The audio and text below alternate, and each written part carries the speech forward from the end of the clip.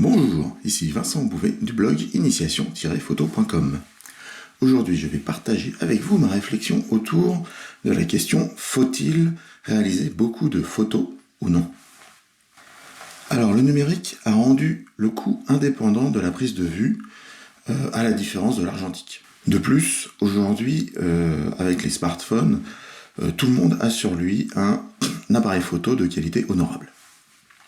Donc pour le coup, la photographie est devenue accessible à tous, tout le temps et n'importe où.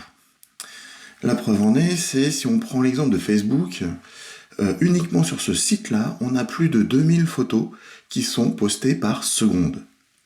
Ce qui représente sur une année près de 72 milliards de photos postées. Et là, je parle que de Facebook, pas du tout d'Instagram qui est uniquement orienté vers la photographie, et de toute autre activité autour de la photographie. Alors là-dedans, quel est le rapport finalement quantité-qualité de l'ensemble de ces photos? Alors, il y a un adage qui dit « il faut forger pour devenir forgeron ». Alors oui, c'est vrai, il faut faire de la photo pour apprendre à faire de la photo. Mais pas seulement. En réalité, il y a un petit hic, c'est pas juste faire plein de photos et on va devenir un photographe. Il faut surtout se mettre dans un état d'esprit d'apprentissage de ce que l'on fait. Il va falloir analyser ces photos. Il va falloir comprendre quelles sont les causes qui engendrent les bons résultats.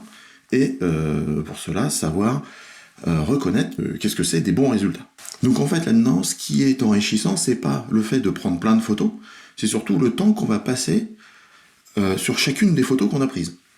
Et ça, en fait, ça se passe en 3 temps. Il y a le avant la photo, pendant la photo, et il y a le après la photo. Donc, tout ce qui est avant, évidemment, c'est la préparation.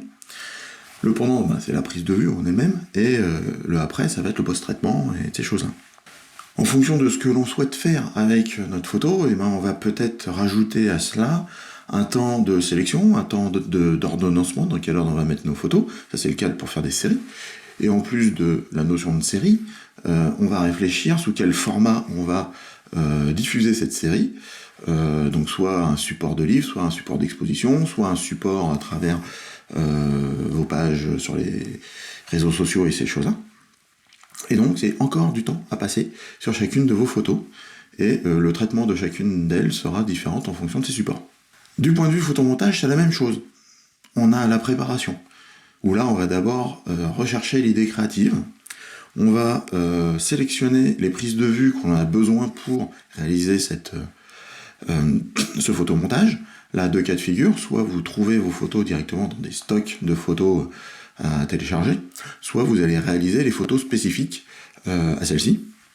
Ensuite, vous passez dans le pendant. Alors le pendant, c'est effectivement l'assemblage de l'ensemble de ces éléments au sein du logiciel Photoshop, mais aussi ça va être le travail autour de cet assemblage fait pour, au niveau de la colorimétrie, au niveau des contrastes, au niveau du rendu, ces choses-là, pour donner l'expression à votre photo et qu'elle transmette mieux le message que vous souhaitez y passer dedans. Et puis il y a le après. Le après, on va dire que ça va être de l'analyse. Quels sont les points forts de ma photo? Qu'est-ce qui, au contraire, enfin de mon photomontage, donc quels sont les points forts de mon photomontage? Quels sont les points que j'aurais dû améliorer? Et donc, pour les points qui sont à améliorer, quelles sont les techniques que je dois apprendre à mieux maîtriser pour que les prochains photomontages seront plus réalistes et mieux réalisés. Donc tout ça pour dire qu'en conclusion, oui, il faut faire plein de photos. Ça c'est vrai. Plus on fait de photos, mieux c'est. À la seule condition de passer énormément de temps, un maximum de temps sur chacune d'elles, en se posant les bonnes questions et en capitalisant toute l'expérience que vous avez accumulée à chacune des photos ou des photomontages. Donc dites-moi en commentaire ce que vous pensez aussi de cet avis. Si vous avez aimé la vidéo, je vous invite à cliquer sur le pouce bleu. Pour ne louper aucune parution de nouvelles vidéos, abonnez-vous à ma chaîne YouTube. Et surtout, le top du top, c'est de vous abonner à mon blog. Il suffit pour cela de scanner le QR code qui s'affiche à l'écran et qui vous emmènera directement sur initiation-photo.com. Merci, au revoir.